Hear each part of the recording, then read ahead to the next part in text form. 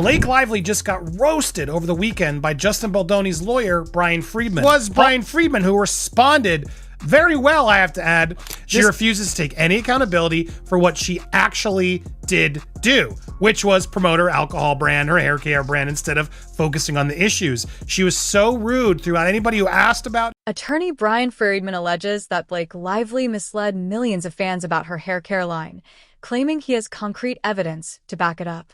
His investigation uncovers a tangled network of undisclosed contracts that Blake never revealed to her devoted customers. If you bought her products believing they were her personal creations, prepare for a shock. The so-called all-natural claims are now under scrutiny, and the revelations in these documents are poised to upend everything fans thought they knew about the star and her supposedly wholesome hair care brand. Who responded very well, I have to add. This convoluted statement makes it abundantly clear that Miss Lively and team are rattled and once again resorting to making inflammatory remarks to steer focus away from the actual facts. Clearly, they want to divert the public's attention from the receipts, the actual documents, video footage, and additional evidence shown that make it irrefutable that there was no SH. It's also surprising that Miss Lively and her team are suddenly speaking so passionately about the hard-won rights of the survivor community, considering she sidestepped this topic for the entirety of the film campaign, focusing instead. Blake Lively, with her signature golden hair and picture-perfect smile, cultivated a reputation as the ultimate relatable celebrity, convincing millions that her hair care line was a personal, authentic creation, crafted with her own hands rather than a typical celebrity cash grab. But attorney Bryan Freedman, known for exposing Hollywood's polished facades, uncovered a very different story. While fans admired Blake's Instagram posts of her mixing ingredients in her kitchen, Freedman was following a paper trail that contradicted her narrative. His investigation began when he noticed glaring inconsistencies between Blake's interviews, where she claimed to wake at 5 a.m. to personally test formulations, and her company's official documents. Freedman noted, while Blake was telling Good Morning America about her grandmother's secret recipes, her company filings told a completely different story. His first breakthrough came with trademark filings revealing that the true creator of Lively's signature formulas was not Blake, nor her grandmother or any family member, but an unmentioned cosmetic chemist at a major manufacturing lab. This discovery was just the start. Internal company documents obtained by Freedman showed Blake approving marketing campaigns that emphasized hand-blended products in small batches, while production schedules revealed massive factory runs producing thousands of units at once using industrial equipment. Even more damning were emails from 3 months before the brand launch in which Blake instructed her marketing team to stress the homemade angle, suggesting B-roll footage of her pretending to measure ingredients for social media content.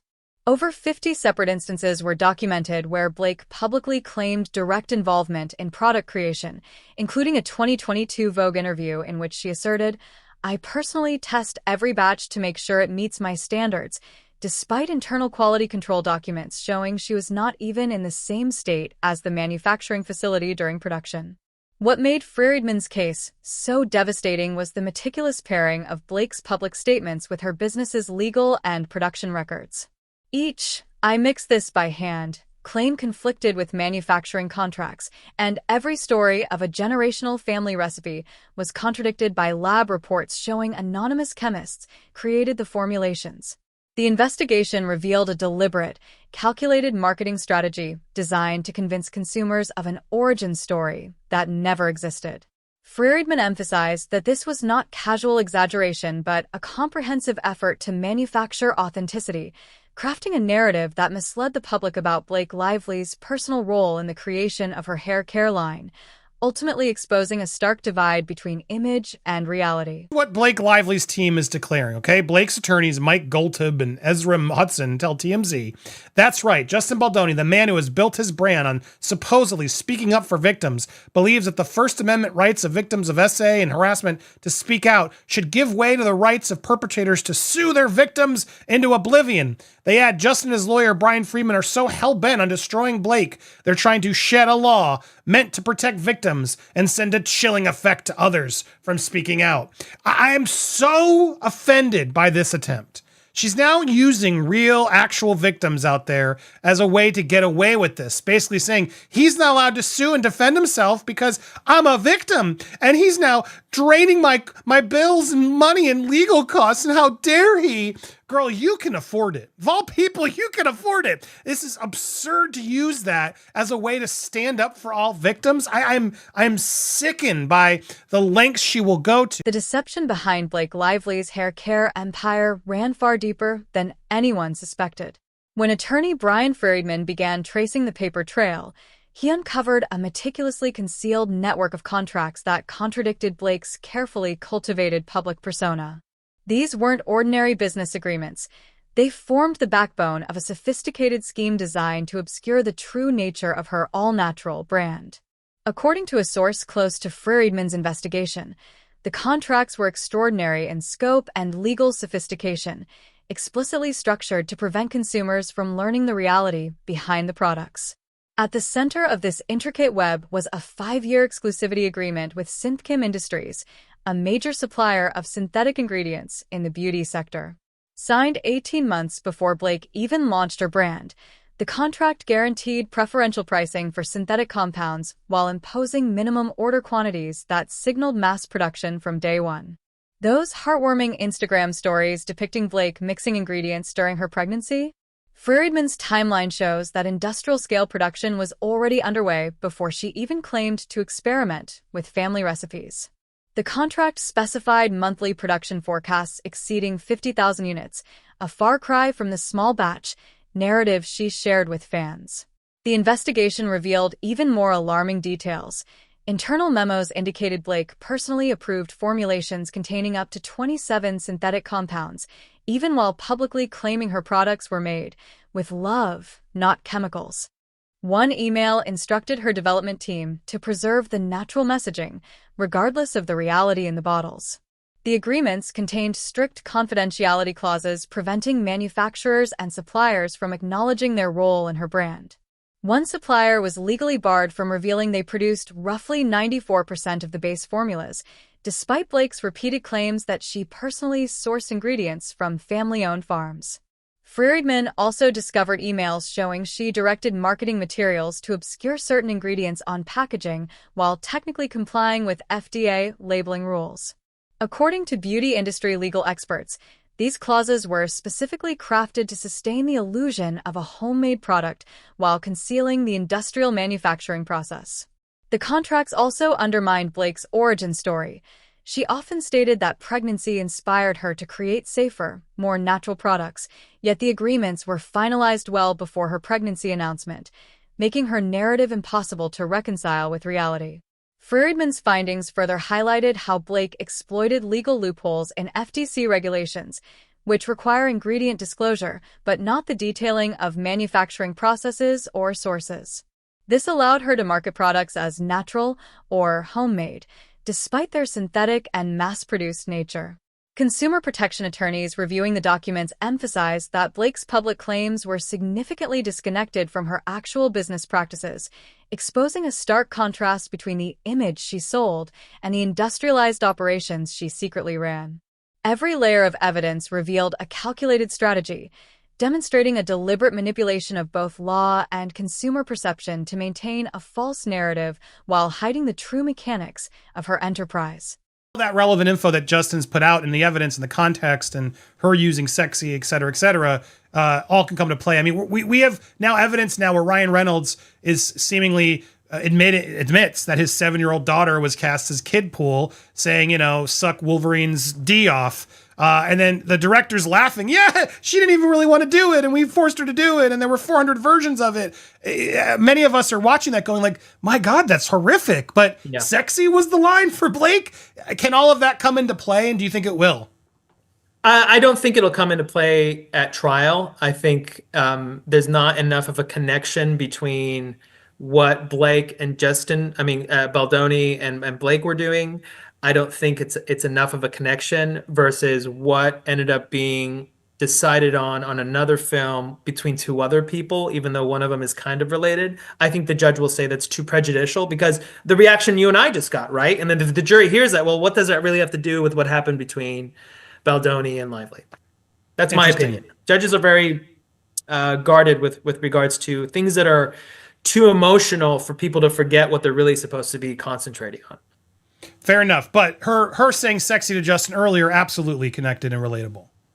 Yeah, for sure. Giving the that's what's so weird, because even as Dina was saying it, I do feel like a set on a movie is a different employment. It's like, it's a different work. Like, I've been there. I worked on a set of a Playboy TV show as the caterer way back, and it was clear the rules were different on that show than others, right? Because there's people walking around without any clothing and stuff. Like, this industry is different than, say, a bank. So will the judge and jury be able to factor that into this claim? Yes, if the lawyers bring out that narrative. Also, another thing, and I don't mean to open up this can of worms, but there's a lot of, if things are related to what's called the creative process. For instance, a comedian in a writer's room saying things that are offensive, but it's part of the creative process for the show. That is actually protected speech under the First Amendment, but they haven't even got here. Behind closed doors, Blake Lively revealed a side of herself the public never saw. Recordings obtained by attorney Bryan Freedman exposed a stark contrast between her polished, relatable mompreneur persona and the calculated, strategic businesswoman orchestrating every move behind the scenes. These weren't isolated or out-of-context remarks. They were direct evidence of deliberate deception. Freedman was particularly stunned by how openly Lively discussed manipulating her fanbase, at one meeting laughing about their gullibility. The customers eat up this natural stuff. Keep pushing it even though we know what's really in there. This wasn't casual marketing exaggeration. It was a deliberate effort to exploit consumer trust. The recordings painted a picture of someone acutely aware of the disconnect between her public claims and the reality of her products. During a product development session, she dismissed concerns about ingredient transparency, saying, "Nobody reads the fine print anyway. Just make sure the front of the bottle has all the buzzwords: clean, natural, homemade. That's all they care about." Freedman's investigation went further, constructing a detailed timeline proving Lively could not have personally created or tested the products as she claimed, given her film shooting schedule and international press tours kept her thousands of miles away from development facilities during critical periods.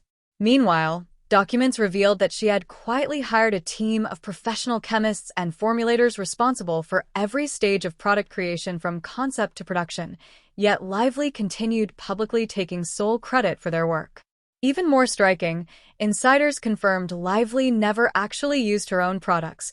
Stylists reported she insisted on luxury salon brands for her hair, while she promoted her line enthusiastically in social media posts and interviews, as if she relied exclusively on her own creations. Her public image was tightly controlled, with emails showing her instructing her social media team to delete any comments questioning ingredient sourcing or manufacturing processes, with one directive reading: "If anyone asks too many questions, block them. We can't afford to have people digging into this." Compounding the ethical concerns, her legal strategy has been contradictory, demanding confidentiality for her brand while claiming a smear campaign caused declining sales makes it impossible to address alleged damage while hiding the truth of operations. Most disturbing of all, Freedman's findings indicate Lively may have exploited real victims of abuse to deflect attention from the issues at the heart of her business practices. This tactic, described in legal documents as highly unethical, reflects a prioritization of her hair care line's secrecy over the privacy and dignity of individuals connected to the case, further illustrating the stark contrast between the public image she cultivated and the calculated, deceptive strategy running her empire behind the scenes. Every revelation paints a portrait of a meticulously managed facade unraveling under scrutiny. Hair care and alcohol products, which at the time caused the organic backlash that she received. She does not need discovery to find out who smeared her. Just a mirror will do. Oh my God.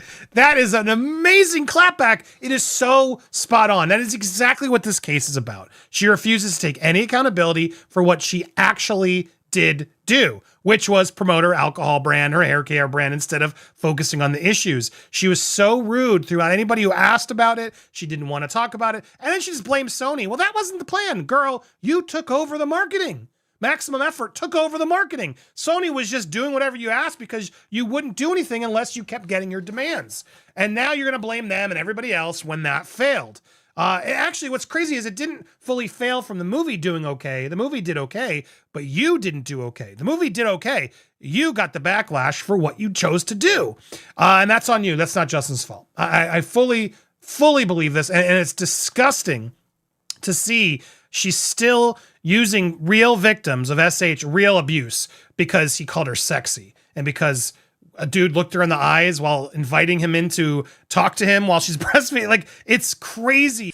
The financial reality behind Blake Lively's so-called authentic hair brand tells a starkly different story than her public persona suggested.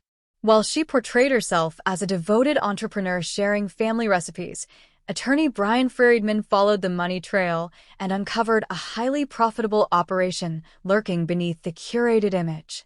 Freedman's investigation revealed internal profit margin reports showing that products marketed as premium, handcrafted, and natural actually cost less than $2 to produce, yet sold for over $45 each.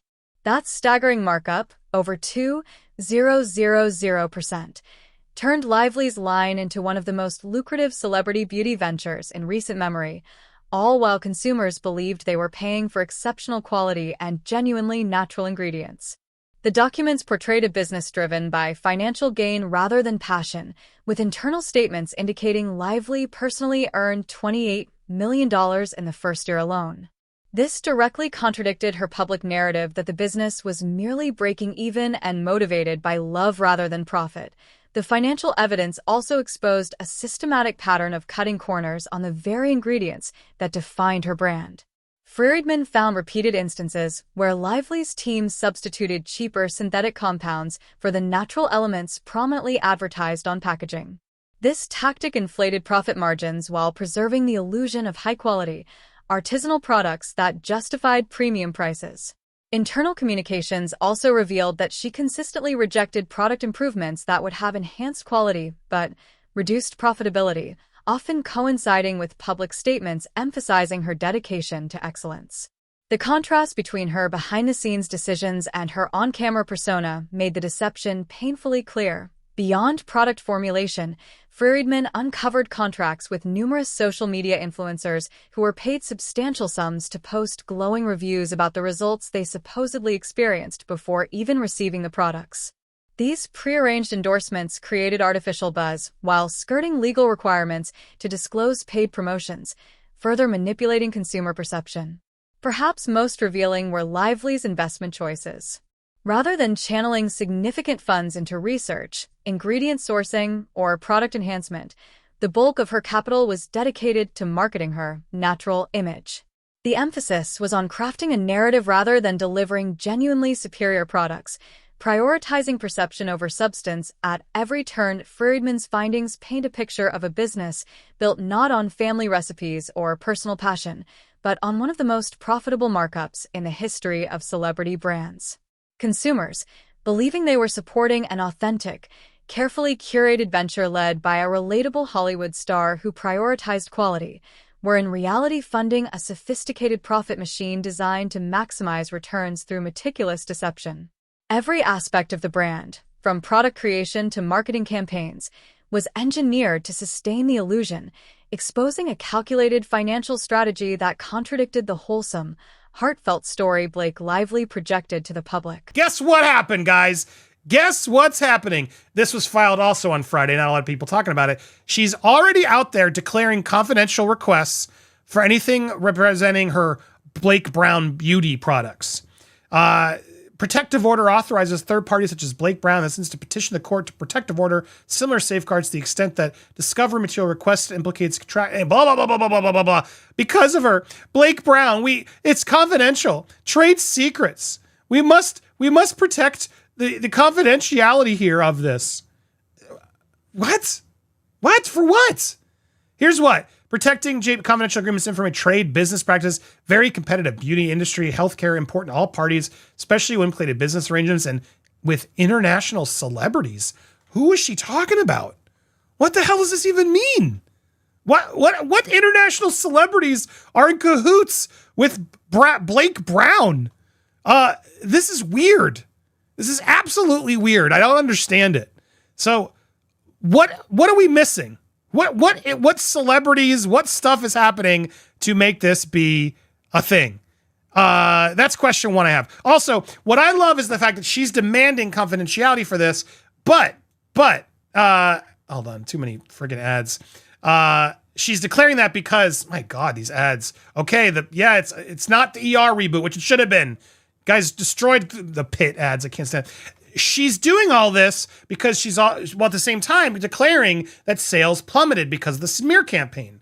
Well, then how can you say it's all confidential? We got to actually now go see if sales plummeted because of the backlash. We now need, and it just didn't have anything to do with that. Let's actually look at your sales. Let's actually open them up. You made this part of the case, Blake. It's in your form. Behind every layer of Blake Lively's carefully crafted deception lies not just her actions, but an extensive network of collaborators who helped sustain the illusion of her celebrity hair brand. Freedman's investigation revealed that this empire wasn't built solely on misleading claims. It required an ecosystem of enablers, each complicit in maintaining the facade. Court filings exposed a complex web of confidentiality agreements designed to keep the company's practices hidden from public scrutiny. These were far beyond standard NDAs, specifically referencing an entity called Blake Brown, which demanded extraordinary secrecy around operations and trade secrets. The agreements appeared strategically designed to shield the brand from meaningful oversight. When Freedman began raising questions, Lively's legal team invoked Section 47.1, a new California statute that had never been tested in court, effectively controlling access to critical information and managing the public narrative.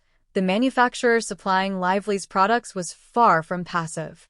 Evidence shows they actively collaborated in crafting marketing language that technically complied with regulations while misleading consumers about actual formulations. Strategy meetings documented by Freedman reveal executives brainstorming ways to phrase claims that exaggerated the natural and handmade qualities of the products despite the industrial-scale production behind the scenes. Compounding the deception, multiple cosmetic chemists were compensated not for improving the products, but for lending their credentials to false testimonials.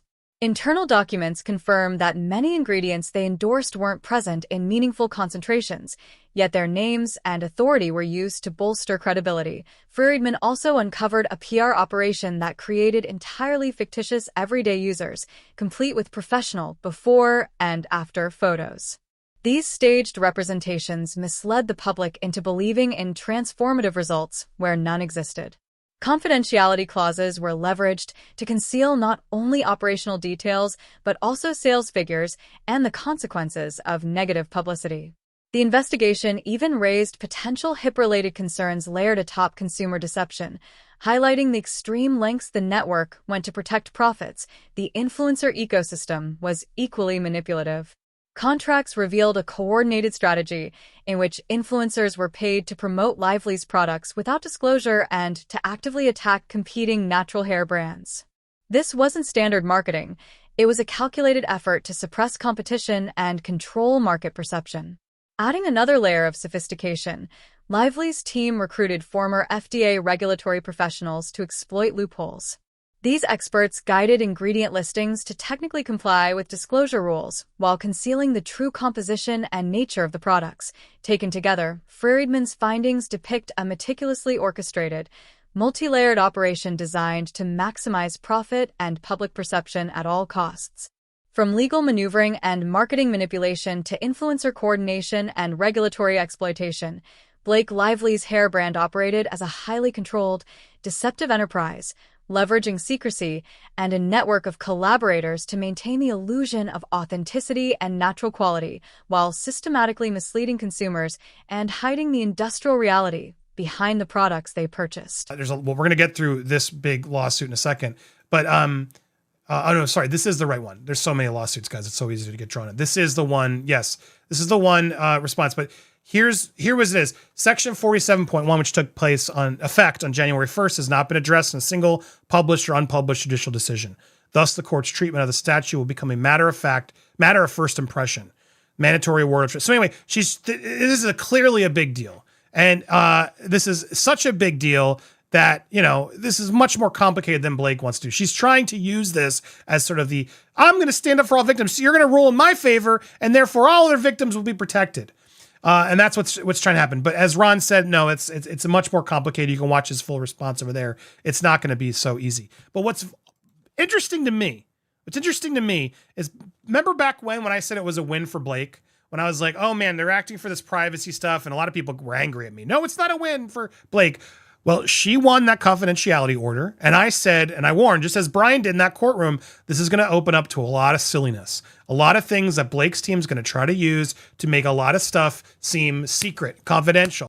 Blake Lively's carefully constructed celebrity beauty brand is facing a legal reckoning as the regulatory loopholes she relied on prove far from foolproof.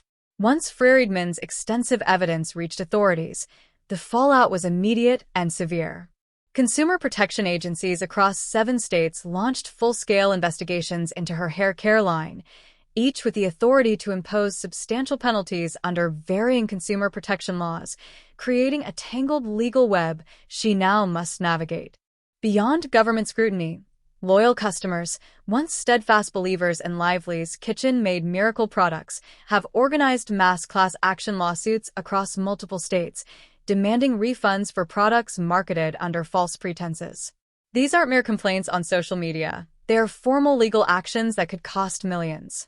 According to sources close to the situation, Lively's initial reaction to receiving the legal notice was not to prepare a transparent defense, but allegedly to attempt to destroy evidence, a move that could bring obstruction of justice charges and, if proven, expose her to criminal liability in addition to civil consequences. Retailers, too, have reacted swiftly. Major stores that previously showcased her products prominently are now pulling them from shelves, citing misrepresentation of ingredients. This withdrawal is dismantling her distribution network, further accelerating the collapse of her beauty empire. Financially, the damage has been staggering.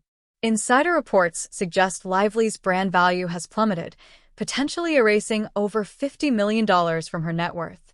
For a brand built entirely on perceived authenticity and personal connection, this scandal represents more than a setback. It could be catastrophic. Investors are fleeing, partnerships are dissolving, and the carefully curated image she presented as a visionary entrepreneur is cracking under scrutiny. The speed and scope of the collapse are remarkable.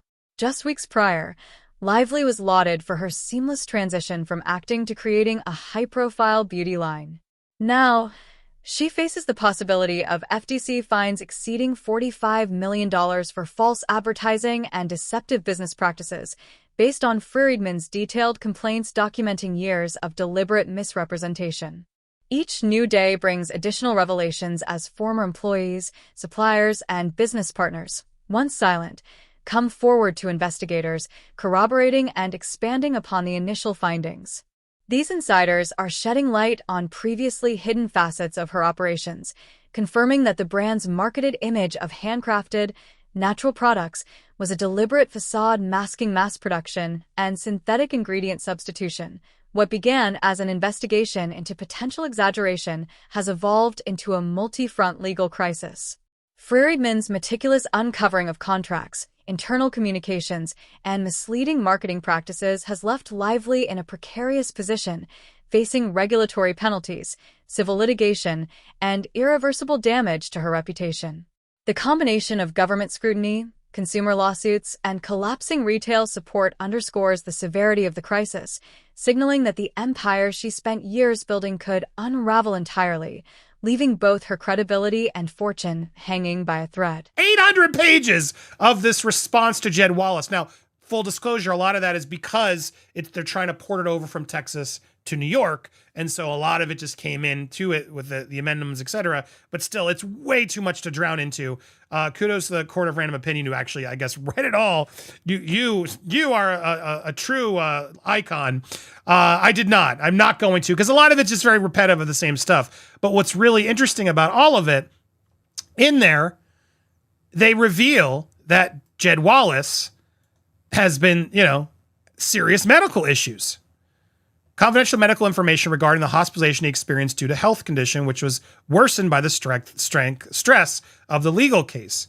We muted. We did, call this out because, as Kim noted too, this is very likely a HIPAA violation, and so the hair care line needs to be protected. But Jed's medical information didn't. You can keep stressing him out on something that he's sworn through the court of law that he didn't do. And now you're going to reveal all that. Same thing she did when she revealed Justin's PR people's home addresses, which she had no qualm doing. But Blake's hair care line, Judge, it's very important we get that protected because, all the international celebrities and trade secrets, no one's looking for the ingredients of your damn shampoo, girl. They want to know what are the sales and what happened. But she's going to try to do these shenanigans because she won that order. And now this is confidential, Judge. This is the trade secrets we talked about previously. Give me a break. Nonsense. Absolute nonsense. It's disgusting. Disgusting what she's resorting to. Now using victims to try to get away with it and then declare confidential declarants for my hair care line. Oh, but I suffered so much damage, so I want to talk about it, but we don't really get to talk about the details. And then completely throwing all these other people under the bus and not protecting. Bryan Freedman's explosive investigation into Blake Lively doesn't just threaten her. It exposes vulnerabilities across the entire celebrity brand landscape. This case could be the first in a chain reaction revealing how much of the industry relies on meticulously constructed personas and manufactured authenticity. As consumers grow more skeptical, the fragility of celebrity credibility becomes painfully clear. Legal battles like this peel back the polished marketing to show the reality behind the curtain, and public discernment is sharper than ever. A single scandal can obliterate a carefully cultivated image overnight, leaving the question, will Lively's collapse spark a broader reckoning in Hollywood?